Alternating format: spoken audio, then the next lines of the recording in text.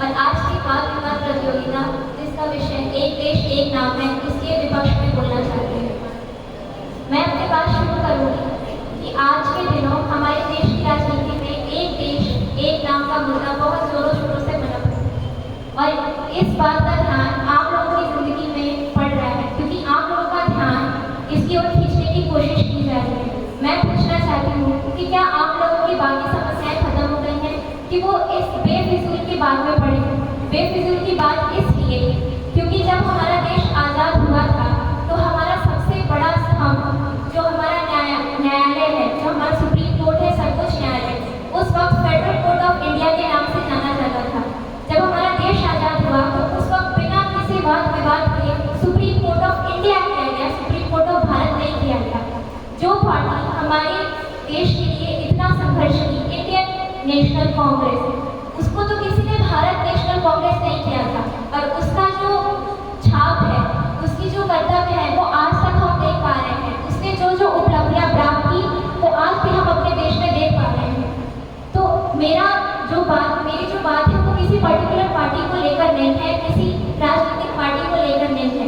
मेरी बात है कि जो भारत आज़ाद हुआ और जिन जिन चीज़ों ने उसको समर्थन किया, उस वक्त उसका नाम भारत नहीं बदला गया। इंडिया की ही लेगेसी आज तक लेकर चल रहे हैं। तो अब इस बात पे विवाद क्यों? आज जो हम सबसे बड़ा मुद्दा देख रहे हैं, मणिपुर केस का मैं उदाहरण देना चाहूँगी। हम सब उससे वाकिफ हैं। जो हमारी मीडिया है उसने उस पर कब ध्यान दिया? जब बहुत सारे लड़कियों की, औरतों की मान मर्यादा चली गई, उसके बाद मीडिया वहाँ पे गई, उसके बाद हम वाकिफ हुए।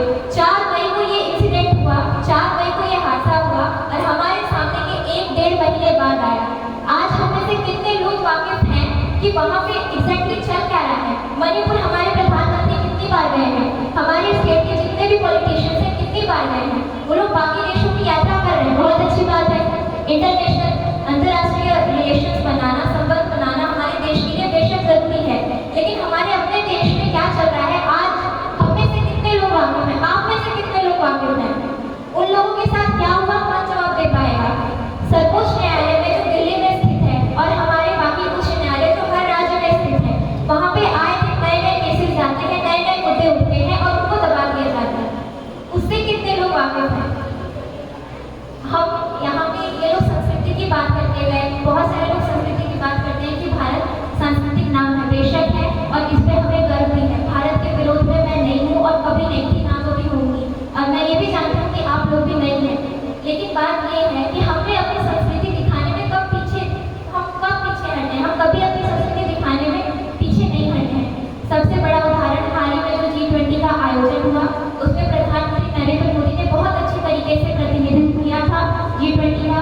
बहुत सारे देशों के लोग यहाँ पे आए और उन्होंने हमारी तारीफ की, क्योंकि जब हमने उनका स्वागत किया तो अपने नाट्य शास्त्र दिखाए, नृत्य दिखाए, गाने सुनाए, अपने राज्यों में जो प्रचलित व्यंजन है उनको खिलाए और उन्होंने तारीफ की, अपने कल्चर दिखाए, अपने आर्ट्स दिखाए और उन्होंने बहुत तारीफ की। तो क्या हम वैश्विक स्तर पे भी अपनी संस्कृति दिखाने से पीछे हटे हैं?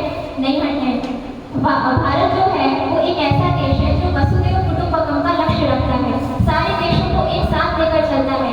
अगर भारत भी एक नाम के पीछे पड़ जाए तो भारत का जो धर्मनिरपेक्ष वाला मुद्दा है वो दब जाएगा, बाकी धर्म के लोगों को इससे ठेस पहुंचेगी, जो सबसे गलत होगा। भारत बाकी देशों से इसलिए अलग है क्योंकि भारत सबसे ज्यादा धर्मनिरपेक्ष है और इस बात पे हमें गर्व होना चाहिए। और इस बात को बरकरार रखने के लिए मुझे नहीं लगता कि भारत नाम लेना जरूरी है। हमने इलाहाबाद को प्रयागराज कर दिया, जहाँ हमारे उत्तर प्रदेश का उच्च न्यायालय है, लेकिन इलाहाबाद हाईकोर्ट में बैठने वाले जजेस, बैठने वाले लॉयर्स, वो क्या काम कर रहे हैं हमें नहीं पता।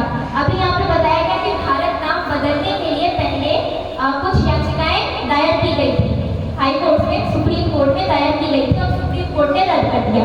हमें ये चीज़ पता है। आप में से किसी को ये चीज़ पता है कि हमारे जो न्यायालय